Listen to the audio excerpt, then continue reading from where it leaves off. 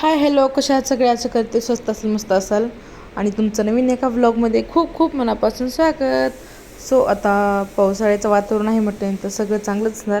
आणि आखाड कोणी कोणी तळला असेल, कोणी कोणी नसेल, तर लक्ष्मीला नैवेद्यसुद्धा दाखवतात पुरणपोळीचा.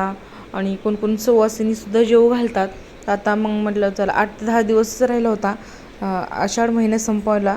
तर मी त्या दिवशी मस्त असं वेअर साडी केली आणि मंगळवारी शुक्रवारी किंवा पूर्ण महिनाभर नैवेद्य दाखवला तरी चालतो, पण मंगळवार होता चला म्हटलं. मी हे म्हटलं की मग करायचं आहे तुला नैवेद्य दाखवायचं तर मग पुरणपोळी कर. पण मग मी पुरणपोळीचा स्वयंपाक बनवायला सुरुवात केली, कारण की मी संध्याकाळीच बनवलेला होता. कारण की देवाच्या पाया पडायला जायचं होतं, तर म्हटलं हे पण येतात और हे पण स्कूलमधून येते, तर पुरण वाटून ठेवलं होतं मी आणि आमटीची वगैरे तयारी केली होती. या ठिकाणी आरोग्य आता स्कूलमधून आली होती, तर ड्रॉइंग करत होती. आणि ती जशी जशी ड्रॉइंग करते ना तसं तिची ड्रॉइंग खूप छान होत चाललेली आहे. आणि तर ती म्हणत होती मम्मी कशी वाटते ड्रॉइंग तुला, तर सांग. तर पूजा वगैरे मी ऑलमोस्ट सकाळी करून घेतलेली होती. तर आता संध्याकाळी फक्त नैवेद्य वगैरे करून पाया पडूनच यायचं होतं. तर ती मस्त अशी ड्रॉइंग करत होती. तर चला म्हटलं आता तिला पण दूध दिलं पेला आणि मग मी पण चहा केला मस्त. म्हटलं अगोदर चहा पिऊन घेऊयात आणि नंतर स्वयंपाक करावा.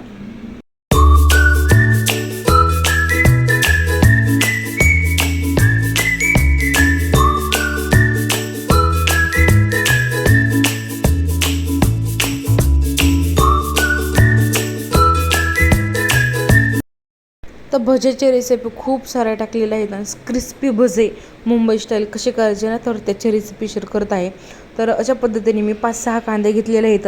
तुम्ही व्हिडिओमध्ये बघू शकता. असे उभे कट करायचे नाहीत आपल्याला कांदे, असे अडवे कट करायचे आहेत, जेणेकरून त्याचे लेयर ना खूप जास्त मोठमोठ्या लेयर होतील. त्याच्या जे स्लाइस असते ना कांद्याचे, सो ती मोठमोठे होतात.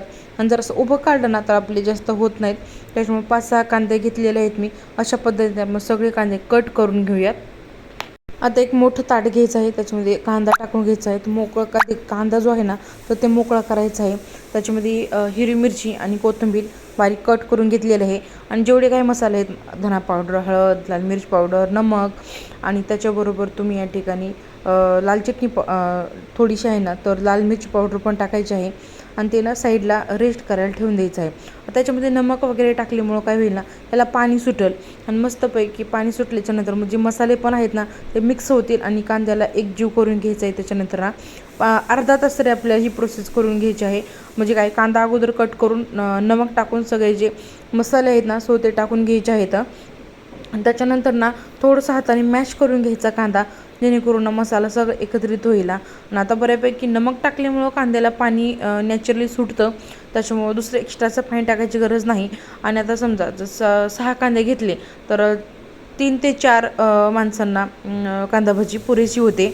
तर या ठिकाणी आणि त्याच्यामध्ये 1 ते 1 वाटी बेसन बरोबर ॲडजस्ट होतं. आणि जसं लागेल तसं आपल्याला या ठिकाणी बेसन टाकून घ्यायचं आहे.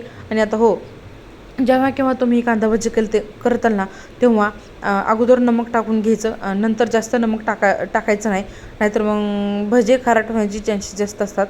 जर लागलंच तर थोडंसं नॉर्मल पाणी टाकायचं आणि मस्त असं पीठ मळून घ्यायचं. आणि ना त्याच्यानंतर ना जेव्हा आपण तळतो ना, तेल गरम करून घ्यायचं. आणि जर गरम तेल असताना ते 1 चमचा तेल या पिठामध्ये टाकून घ्यायचं. आणि हाय टू लो मिडियम फ्लेमवर ना हे भजे मस्त असे गरमागरम तळून घ्यायचे. जेव्हा तुम्ही हे भजे तळताना, जेव्हा कांद्याचे स्लाईस ना एकदम कडक कडक होऊन ना कुरकुरीत भजे तयार होतात. आणि हो, जेव्हा मी हे भजे बनवत होते तेव्हा अहो आले होते आणि त्या भजेच्या वासाने हे म्हणले मस्तपैकी भजे आणि चहा मला कर. तर भजे तर ऑलरेडी झाले होते, मग मी चहा केला. तर ह्यांनी चहा आणि भजे खाल्ले वगैरे.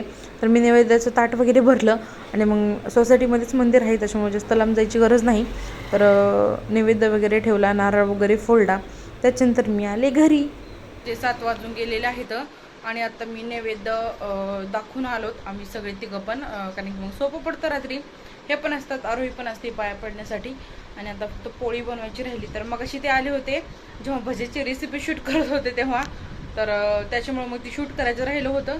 तर आता मी फायनल भजे कसे छान क्रिस्प, आता मी जवळजवळ तास 1.5 तास झाले मी भजी तळलेले आहेत ना, ते पण एकदम क्रिस्पी होत आहेत. अशा पद्धतीने जर भजे तुम्ही बनवले तर.